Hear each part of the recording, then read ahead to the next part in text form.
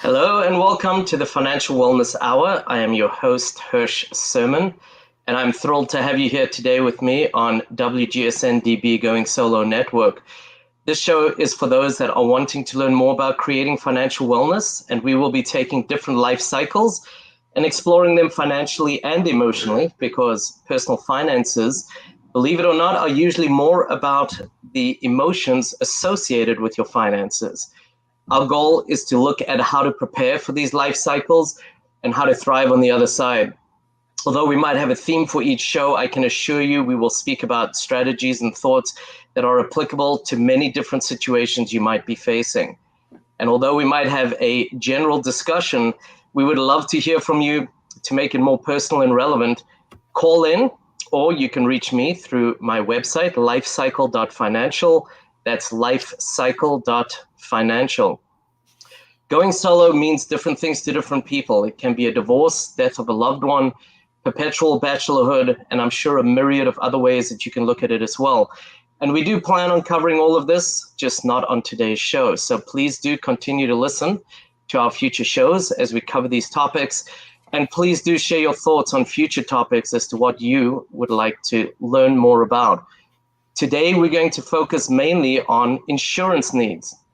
This, I have found, is one of the big black holes of knowledge when it comes to finances. You're probably asking, do I have too much? Do I have too little? Do I have the right coverage? Or even maybe, do we even have the coverage that we need? It almost sounds like you need a degree in project management. Well, I can tell you you don't. All you really need is Jason. Jason Duke is my guest today. He is the owner of Duke Insurance Solutions and is an insurance agent extraordinaire. And I am very happy to have him on our show. Welcome, Jason. Thanks for joining us.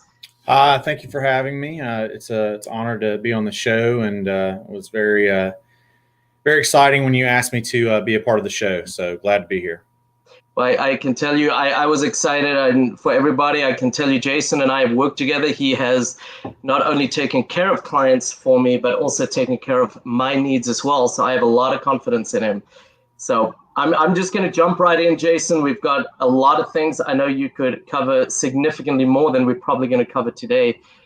So I do encourage people to send their questions in or reach out to us. But I'm just going to start jumping in with questions, and we'll go from there. Sure. There are many different lines of insurance and specific coverages which can be confusing to people. What are some of the coverages you run into that people should have and they do not have but really need it? Okay. First and foremost, we do offer a lot of different lines of insurance, but our gateway or our door into most customers is talking about their health insurance. And who we typically are working with are individuals or small business owners or self-employed people. We also help with people who are, like what you named, coming into a different life situation, Right. where we can help them in a lot of different ways. But what we find that most people do, health insurance has changed over the 17 years that I've been doing this, and you have to design a different way of doing your health insurance.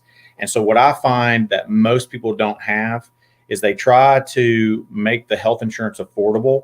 So they have to go very high on their deductibles or their out-of-pocket maximums. So typically they don't have supplements. Supplements are an insurance that can help you to cover that out-of-pocket cost. We see where there's a lot of people that are out there with not enough life insurance. People that are coming into certain situations like you've mentioned, where they're only carrying maybe their life insurance through work, where they're only getting 1.5 times their salary. And a lot of times that's still not enough to cover their home or their mortgage or their family if something should happen to them. So I would say those are the top two, or some type of a life insurance, packaged in along with their health. Right. And I think, education becomes so important. Open enrollment is probably around the corner for many people. And they just kind of check boxes because that's what's there. I think getting that education, understanding these coverages becomes very, very important as well. And talking about the education side of it. How often should somebody review their insurance coverages, and does that change based on the type of insurance that they have? Once a year. That's, what we do with my company is that we offer every year, we review the policies with you, because people's lives change. We whenever that we set something up originally with a client, we tell them, if they should have any kind of an event that happens to where something changes, let us know. Otherwise, we are going to review it, once a year. You have basically two paths that every client is under, and that's either private insurance or public insurance. Public is more known as like your ACA or Affordable Care Act plans, or on exchange. Those plans have to be renewed every single year. Private plans, depending on different options or different insurance companies that you go with, you're gonna have either up to 12 months or up to 36 months now, to where you can be on a policy without having to renew. But we strongly advise people at reviewing their policy once a year, and we do that with you. I mean, that doesn't cost you anything additional. Right. Our services, as a matter of fact, in all, we don't charge anything. Like I mentioned to you before, we're compensated by the insurance company. So the example that I give to all of my clients is that, when you work for a company, you have an HR that takes care of all of your insurance benefits. Well, when you go out on your own, or you're trying to do this by yourself, you need somebody to help you, right? So we become your personal HR. We just don't charge you anything for it. So what I was saying about being compensated by the insurance companies, we're compensated the same way. So we work for you. We don't work for the insurance company. So we're going to help you and guide you into the best situation for you, your family, or, in a lot of cases where you've got a life change, like what you talk about a lot of times. Right. And I think, something just to reiterate and highlight, you can take out a plan for 36 months in today's age, which is not what you've always been able to, but it doesn't mean that you should set it and forget it, right? I mean, again, as you said, it's something you should review your coverage. I can tell you, when I'm working with people and I'll say to them, do you have a budget? And they'll be like, yeah. And they forget, we didn't think about, we haven't changed our beneficiaries on the life insurance, as an example, because I got married or I got another kid or things like that. So it is important to constantly have that in mind. And, it might not change at all, but again, you certainly don't want, for your hour that you could have taken, you certainly don't want something to happen that shouldn't be happening. And then it's a mess for everybody left behind. So I think those are important.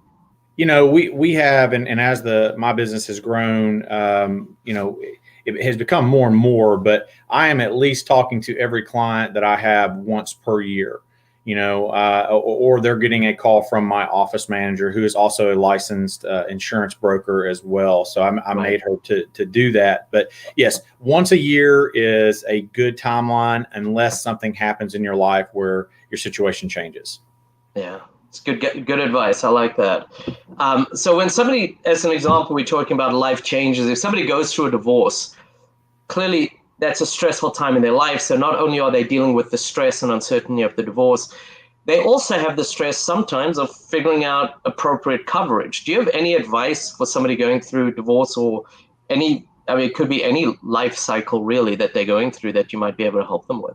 There's a ton out there, and there's certain ones that qualify based on, particular insurance companies.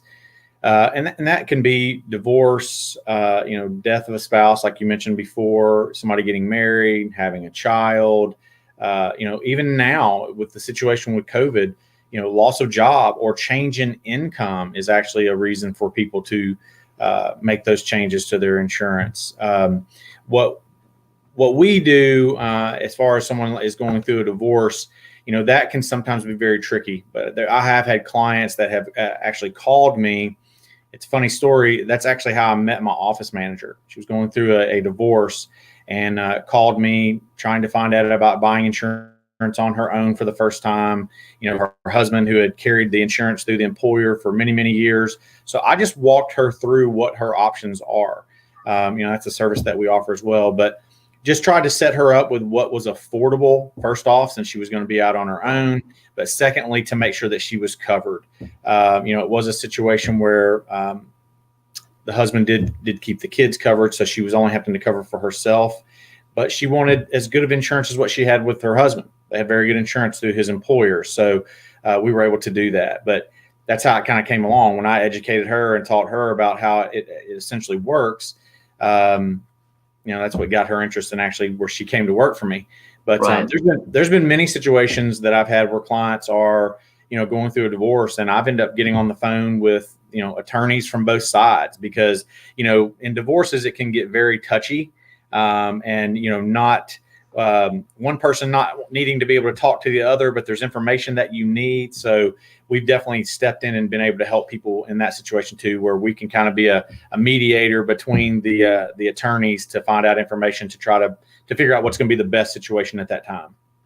And there's so much that goes into that, is if an employee is subsidizing the premium, you're not seeing the real premium that's coming out. Looking at the type of plan that they have, I remember I'm going back, it's over a year already, where somebody worked for one of the top hospitals in Chicago, or the husband did, she was my client, was getting divorced, and everyone said, well, you'll just go on Cobra. When we looked at Cobra, it was significantly more than what she needed because she was very healthy. She was in her 20s. So really understanding what is out there, and health coverage is not health coverage. You have a range of what could be involved, I guess, right? If I'm correct, and what is involved in a plan. So one thing that we do, is every client that we have, we educate them on how insurance works as well, and to be very short about it. But with you bringing up Cobra, most people they're going to get their insurance through their employer or their husband's employer or their wife's Right. employer, whatever that it is. Employer-based insurance is very comprehensive. It has to cover what are called minimal essential coverages. And that means that coverage is very comprehensive. Well, therefore, it is also very expensive coverage. The company, depending on who you work for or the size of the company or how gracious they are or whatever the situation is, they are responsible for paying half of the cost of the employee. But they can choose whether or not they want to pay anything towards the spouse or dependents. So when people go on to Cobra, all Cobra is that stands for continuation of benefits. It's an actual law that where that company has to provide the same exact insurance that you have had all along. It's just that the company no longer pays any part of that premium. So that's why you see the cost of Cobra is so expensive. So it really puts in perspective for people how much their company was actually paying for their insurance premiums. Now, you do not have to select Cobra. And that's where, those are some of the best clients that we have that call us, and they're, say their Cobra cost is, $1,200, $1,300, $1,400 a month. We're able to go out and find the exact same insurance or something very comparable to that at a much lesser cost. So those are prime examples of people that we would want to give us a call. And to add to that, not only is it maybe an insurance coverage that you don't need, which we'll cover a little bit later as well, I guess, but as you said, it's an expensive insurance, but then you also have to often pay a premium over that for them to administer it for you. So it becomes that much more expensive, even beyond the cost of the actual insurance sometimes. It does. Yeah. You always have, as a side note, you always have from the last day of employment or your last day of coverage through the work, you always have 63 days with Cobra to choose an option. And so that 63 days is really important to get with us to see, and I would say very seldom, 10% of the time, sometime the benefits are good enough at work but not expensive that Cobra sometimes is a better option. But again, that's where we will tell you, either you need to find your own or go with that Cobra option. Yeah. And I just think, kind of having that professional guide to help you through it. And as you said, there's no cost to it. If you get the business, you get paid. Otherwise, there's no harm, no foul. But having that expertise and an objective eye, I think, becomes very, very important, especially because the questions to ask them to make sure they got the right coverage, which they may not even know what should I be asking. So I think all of that becomes very, very important for them. So, that's right. Not just life cycles that people go through, as we've been speaking about, but what about are there different things people should be looking for based on their age? For example, someone in their 20s, I've got kids in their 20s, obviously in a very different stage of life where I am, but your 20s, your 40s, your 60s, are people generally needing and should be looking for different coverages and different things in their coverage? Yes. Great example of what you just gave. And that too, for us with a lot of small companies, especially your mom and pop that maybe only have one or two different employees, the owner is going to be in a different situation than the 30-year-old that works for them, or, the 20-year-old that's starting a family. You can go in and you can customize those insurance policies based on what they actually need. That is where working with us, you have that leisure, because we are and to explain what our position is, we are an insurance brokerage, right? So I am the broker, I am the agent. I do not work for the insurance company. But I have contracts with all the major medical companies. We have over 100 national carriers that we're contracted with, and that's for all lines of insurance that we deal with. So we're going out there and truly shopping for you. So yes, there's a different need in your 20s than what you need obviously in your 30s. There's a different need for you, in your 40s or maybe even 50s than someone, obviously younger than you. But, as life changes as well, we're there to where we can help people that are in their 60s and getting close to that age of Medicare. I tease with a lot of my Medicare clients when we write them that, or clients that are under 65, hey, we want you for life. We want you, under 65 and until you turn 65, or when you turn 65. Because most people, when they make their decisions on Medicare, they don't really change those very much. It's just the way Medicare works. But I tease with my clients about either I want you till you pass away or either I pass away. So we want to keep you as a client for life, for sure. Right. But yes, to answer your question, there needs to be different insurances for different ages of life, for sure. Right. We've all got different priorities. And I guess also, whether you're a married couple, whether you're a single person, does that change all of this for someone? If they going through life and they're single versus a married couple, would they be looking at different things, or is that not a major factor for them? Yeah, absolutely. I mean, again, if I'm dealing with a 26-year-old that's, hasn't found their career yet and they're still, coming off their parents' insurance, that's somebody that's probably not going to be looking to have a life insurance. They can afford to go probably a higher deductible, because they're just not getting sick. They're not using their insurance. Versus if you've got, 30s or 40s with children, they definitely need a life insurance. They definitely need something to where they can take their kids, to the doctor at any time. So it's definitely something that you want to change around. Depending on, 40s, 50s, 60s, depending on the health that you're in, that may make a decision on what options that you choose. But again, that's something that we go with each person individually as a client and as part of our service. And like I said, I've been doing this now in January will be 17 years. And so I don't think that there's a situation between myself or the 10 brokers that work for me that I haven't come across that we haven't been able to find, the perfect plan for someone. Right. And I think, the other piece that I'm hearing in this, you mentioned that you've got 100, and I'm rounding it, I know, 100 different carriers of insurance that you could go to, which is another level of expertise. But beyond that, if I'm wanting to, as I said in the beginning, become that project manager and figure all of this out and put it kind of as a project to figure it out, one of the things that I think is limiting me is I don't know everybody that covers it. I don't know the quality of the people that cover it. And I'm not going to call all of the people that cover it.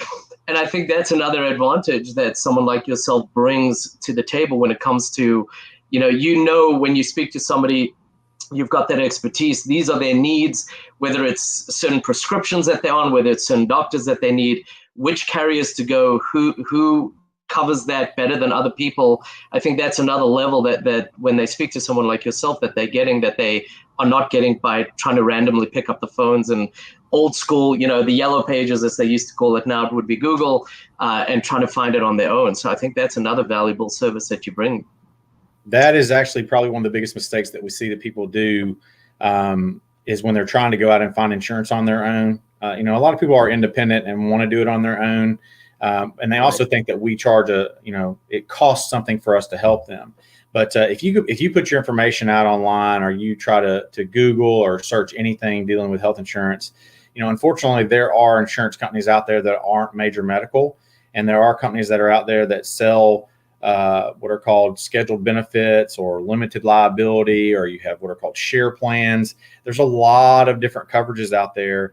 And sometimes people may buy something that they think is their normal insurance, or what they think is going to work one way, and have no idea until they go to use their insurance. So, right. Like I said, it's just like for me, I'm not going to try to go out there and make financial decisions in the stock market without a financial advisor. Same thing for health insurance. It's silly to go out there and think that you're going to be able to navigate through the jungle of all the different coverages and different things if you have no experience at it at all. So again, take advantage of a free service that is offered to you, and by having personal guidance through all of your insurance needs. And I think one of the pieces that comes with that is there's probably as much good information out there as there is bad information, or should I say bad information as there is good. So not only are you wrestling with all the other pieces, but you've also got to discern, is this valuable and is this relevant and is it not? So I think those are all things that play in. We are going to take a break in about half a minute. Jason, I'm going to ask, how can people get in touch with you a quick, easy way before we go to that break? Yeah, just to call me direct. It's 901 is my area code, 901-438-8225. That's my personal number. My email address is just my name, jasonduke.ins. That's short for insurance. So jasonduke.ins@gmail.com. And you can also visit our website, which is just dukeinsuranceSolutions.com. Great. We will be back in 1 minute. We got to pay some bills. Stay tuned. Hi, and welcome back to WGSN-DB Going Solo Network.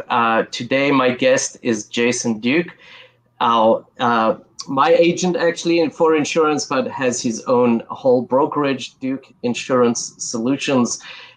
We've been covering quite a few different things. Just to recap very quickly before we continue our conversation. The first thing is that everybody should have and understand the coverages that they have. Take advantage of someone like Jason to be able to run through those insurances. Whether you're asking yourself, do I have too much? Do I have too little? What is right for me? Those are all good questions, and all questions that you should pose to somebody who can walk you through it in a great way and educate you along the way, which I think is a very important piece to that. And we also covered a little bit that there are definitely pieces in which people have the wrong coverages, and that we just covered that right before the break. One of the pieces anyway, understanding that you certainly do not want any surprises. A lot of people know health insurance as a benefit and how vital it is because they've used it, whether they've been in a hospital, been through surgery, need medication, whatever it is. The last thing you want is to think you've navigated this all on your own. You've waded through probably about 6,000 different links through Google just to take your insurance card over to a provider just to find out that it really was not the right one for you. So I think that's all very important. The other thing we've covered a little bit is kind of through the ages, your 20s, your 40s, your 60s, you may need or definitely should be thinking about different coverages and different priorities in your life that you need. And I'm going to talk a little bit about that or ask you, it might be a little bit of a curveball because this is something that is probably a case-by-case situation. But one of the things I'm starting to see a little bit more about in my practice when working with people in financial coaching is what we call blending families. These are families that one or both were married. They might have children from a prior marriage. And so sometimes they have obligations before this relationship. They both may have that, but now they've got combined obligations as a blended family. What if you have anything, and again, I know this could be a case-by-case basis based on what I'm saying, any thoughts on how to work or what those types of families should be thinking of? And I always tell them ahead of time, not now we're married, let's figure this out. But what are the things they should be looking at when they're coming together in those instances, if there's anything you can share? Actually, it's kind of funny that you asked it. I've had that situation happen in the last few weeks, twice. Where it's a situation where one was it was a divorce situation is one. I think this is going to be a very good scenario for what you're talking about, but where the lady or the wife had to cover the children by law, but yet the children were living with the husband. Right. The husband was claiming the two children, but the wife had to cover them in insurance. So that was also a different situation when it comes to it. This was a family that an exchange plan or on exchange plan was the best insurance option for them. But the way that scenario works is the wife would have to claim them versus the husband. So that is a situation where we went in and we were able to kind of diffuse between the husband and the wife. And work out, where it's going to be best for them and their family, because number one, it's really comes down to how they're covered versus who's getting to claim them or what the obligations are or what the divorce decree says, so that's something that we've worked with before numerous times. We have, like I said, there's not really many situations that we're going to come into or we come across that we're not going to know how to handle. If there is, then I know enough people that have been doing this for long enough that I can always get advice. But again, it's very, very seldom that there's not going to be a solution that we can't find for you, and managing tough situations like that where you're talking about. And I'm going to ask you to expand on something that you just mentioned there, because I'm not sure everybody is quite familiar with how that works. You mentioned he claimed her, he claimed the children, she had the insurance on the exchange that they would lose the benefit, basically. I know where you're going with that. I'm going to ask you to expand a little bit on how that works for people and how that can become, if they're not careful and not educated around that, a very expensive option because of losing subsidies and all the rest. But I'm going to ask you to expand a little bit on that, if you would.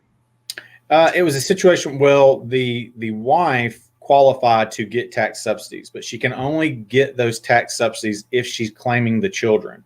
Right. So however that the divorce decree was worked up or between their agreement, the husband was claiming the kids for whatever reason. And so she could not officially write or get them insurance that way because of the husband claiming them. So once they talked about it and figured that that was a better way, because it was that she was getting enough tax subsidy by claiming them that it was making their overall cost or expense go down, versus she would have had to pay so much more cost in insurance to try to cover them. It didn't make sense. Right. Are you following what I'm saying? So yes. The husband was bottom line, just because he was trying to get that tax claim or whatever that he was going to get as far as the benefit by claiming the kids was minute in order, and versus how much it was going to cost for her to insure those children. Right. Without getting a tax subsidy. Right. And so I guess the message there is you got to be very careful, because although you can get on the exchange, you got to be careful if you're not claiming those children. When you file your taxes and they don't see you on, or the children anyway, on your taxes, they may come back and bill you for that subsidy they gave you. And it can be a very expensive proposition, is ultimately what can happen. So again, another reason to have the expertise behind you, I think, very, very important. There's one other scenario that I want to give to you, and it's actually one that you know personally. But I had a lady that was a therapist that was been on exchange plans before she had actually talked to me. And by just answering one question differently, she was paying over $400 a month for herself, but her children lived with her, and she was claiming her children. And so they now take her income and are spreading it out over 4 people in the household. So her insurance costs went from $400 a month to about $120 a month. So what she did is she still had the budget of the $400. She just took and bought more insurance to cover her in a better situation. So she was first off saving money, but she was actually increasing her overall coverage by keeping with that same budget. Right. So It's by using a professional or someone who deals with it on an everyday basis that where we can help so many people, so many clients to save money or to put in a better situation as far as their insurance. And it may be as simple as answering one question on the exchange differently, or even answering one question on a private plan differently. And these nuances are very difficult to understand if you're not dealing with them. And realistically, I've been out on my own for quite a while, and I've had coverage on my own for a while. The rates have gone up if you just went as business as usual, and if you're not looking at all the options. And as you said, one question literally cut that bill into a third of the original price.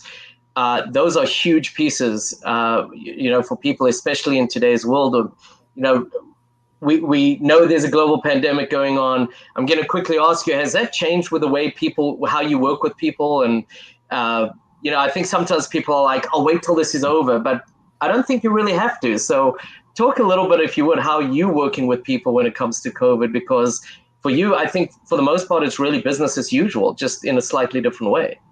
It has been business as usual. I have an office, and it was something where all my brokers, I was requiring them to come in every day. And in March, we went all home, and we very fortunately did not miss a beat. For us, it actually made it to where we had people that were actually coming out of the woodworks, people, especially younger people, your 20s, your 30 somethings, that were just basically gambling, that were healthy, that thought nothing would ever happen. So they started coming out of the woodworks. But yes, it definitely changed as far as the mentality of people getting insurance. But as far as, business as a whole, it has been very, very good, but it has been just business as usual. A lot of the insurance companies stepped up and waived certain things, especially if they were dealing with COVID, on deductibles or co-pays or even co-insurance cost. So it's really been a very good thing as far as, not the pandemic, obviously, but it's been a good way that the insurance companies have handled going through it. And same for us. We're still treating everybody exactly the same. The only thing that we did differently is we did have to put a message out there to give us a little more time to get back to you, just because of the influx of calls and things of that nature. Sure. But overall, insurance as a whole, like I said, this is going to be my 17th year coming up, has changed. Health insurance has changed every single year that I've been in it. So I'm used to change. And so, it was something that we were really accustomed to. Some of my newer brokers, had to teach them how to deal with it. But overall, again, we've been around long enough, and we've handled it and enough experience that it has been business as usual. We just adapt to the change. And I think sometimes we say, the insurance companies are out there just to make money, and they are full profits. They need to make money. But I think at the same time, through this pandemic, we do need to give them a little bit of credit. As you said, they've been waiving certain things on the health insurance. When you look at a lot of things like the car insurance, the auto, a lot of them understand there are less people on the roads, there's less accidents, it results in less claims. And a lot of them have given discounts. I think it's on a monthly basis as they go, but they've definitely, in many ways, tried to step up where they can. And I think that's a good thing. We need to just recognize that a little bit as well. So. Yes, I mean, they've gone as far as, on some clients, we've had them actually to waive their premiums, and that's huge. That's definitely huge. I know it's just a scary time, especially if someone loses their job, or situations where, unfortunately, people are living paycheck to paycheck. Insurance is one of the first things to go, and unfortunately, that's not really one of the first things that you need to go. But it's a choice over insurance or buying groceries. Guess which one's going to go? Of course. So. Yeah. So, and because of the need for knowledge and really the lack of knowledge, I think, around a lot of the insurance and the coverages needed, do you ever find that people are spending too much, that they look at maybe carrying too much coverage, or products that they don't need, or coverages that they just really can save money on as well? Is that something you run into as well? Both scenarios, we see people that are carrying too much or paying too much, and we see scenarios where they have too little. it's definitely a situation probably more where people have too little, but we do.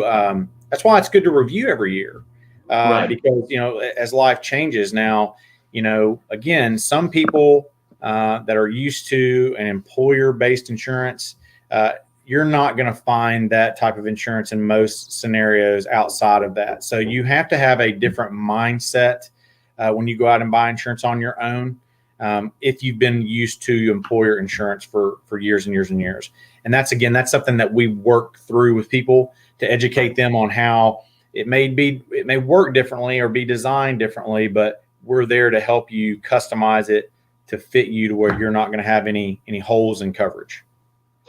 And something I just want to touch base with, and obviously if you have anything to add or kind of correct me on, but one of the things I find sometimes when I'm working with people is that you might have a married couple and they work for a different company and they both have an option for healthcare, and they kind of look at the coverage and they go, oh, it's kind of similar, let's just say.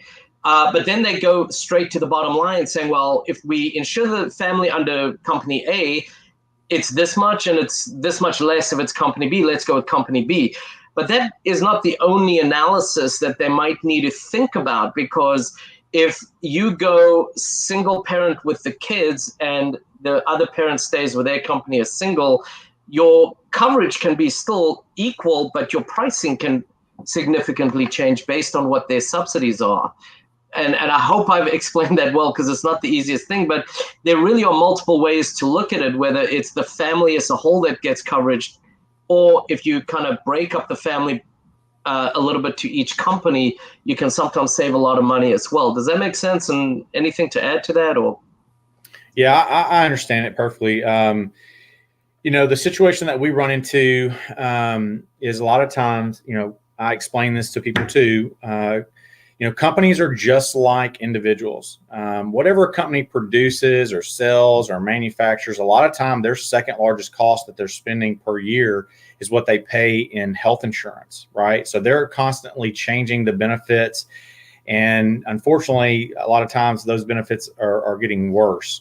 So I have clients all the time that call me that are offered insurance through their jobs that we're able to do better, actually. Right. And actually do better on premium than what they are getting through their company, even with the company paying part of that premium. To go back a little bit more on what you're talking about, where you're separating the family, that doesn't happen as often where we have to separate someone, but there are scenarios that we do that.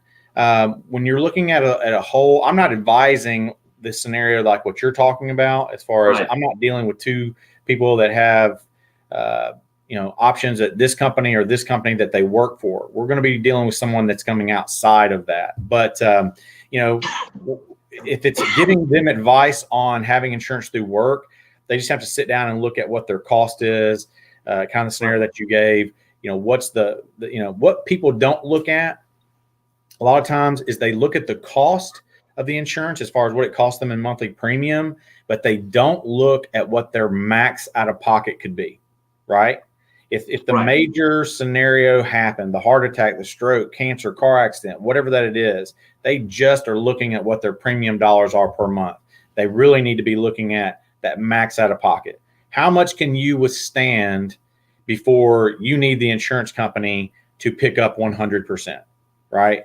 So that's advice that we give to clients all the time as well. Right. One last quick question. We've got about 2 minutes left. Can you just give a real brief maybe scenario? We've spoken about the exchange. We spoke about private insurance. I'm not talking about through a company, but somebody who's maybe self-employed.